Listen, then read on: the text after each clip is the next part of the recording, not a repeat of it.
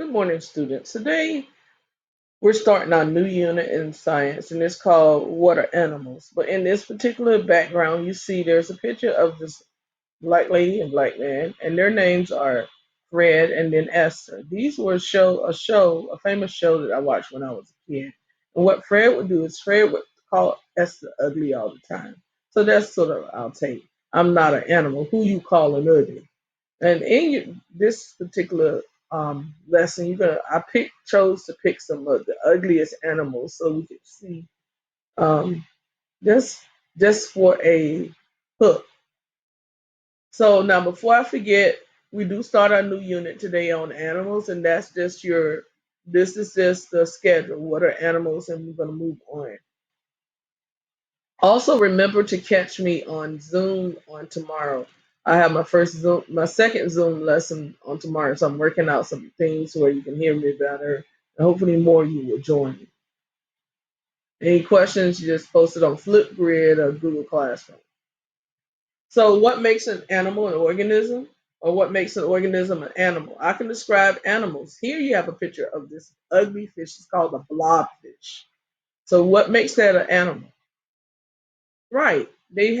Animals tend to have skin, and some kind of way animals tend to also move. So we're just going to do a brief lesson on today. So now, what about this?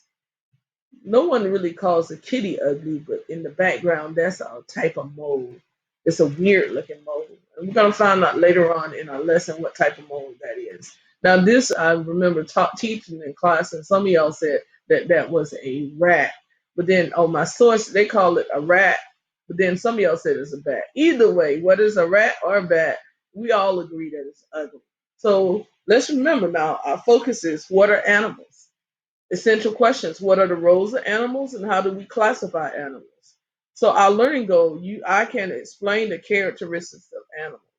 So I know we're talking about ugly, but we don't want to come off saying, oh, what are the characteristics of animals that are ugly? No, that's just the hook. Now in the background you see right now, this is a picture of a tricacta water frog, and it's found in South America. It lives in a lake and it's pretty ugly. I think we can all agree that this is an ugly looking creature. So let's move on. You should be able to identify four functions that enable animals to meet their needs. All animals are multicellular, and we discussed that earlier before when we had regular class. That all animals are multicellular.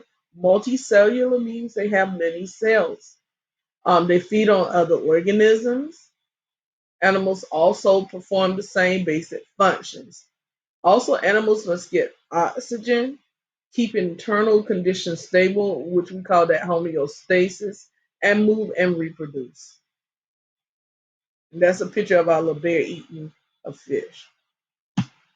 So, how are animals classified? Animals are classified in two ways. Animals are something called invertebrates, and then they are also called vertebrates.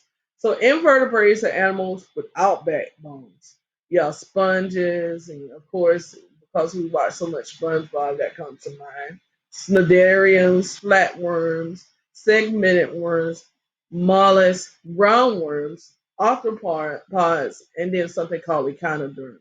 Later on, we'll be a little more specific, but this is just an introduction lesson. So we're not going to talk so much about each one.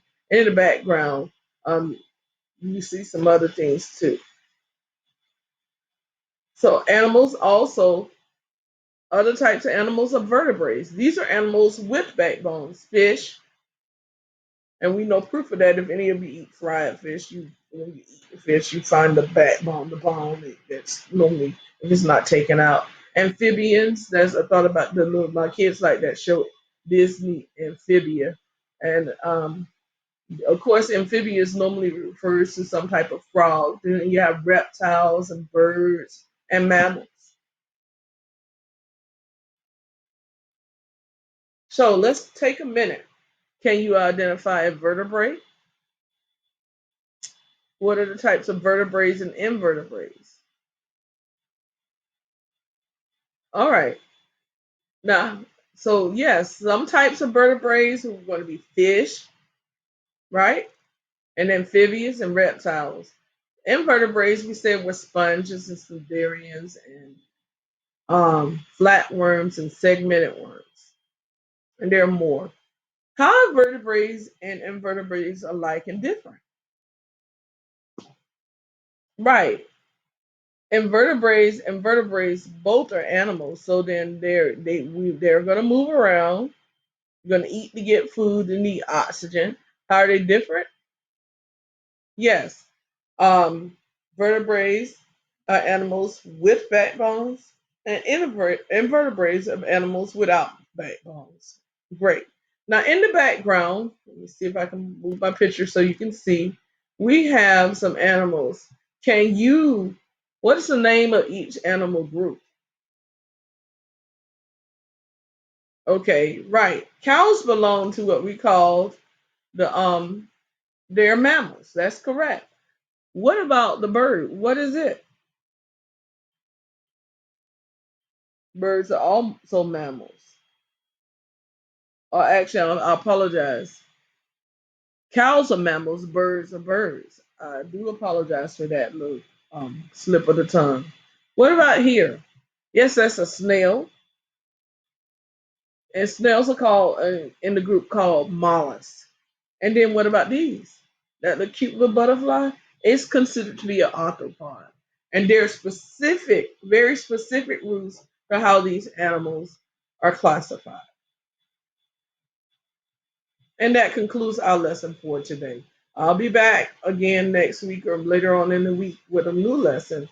Have a wonderful Wednesday. Remember, our Zoom lesson, another Zoom lesson is on tomorrow at 1:30. And then also remember, if you have any questions, you can post it on Zoom, not Zoom, Flipgrid. You can email me or you can post it on Google Classroom. Thank you.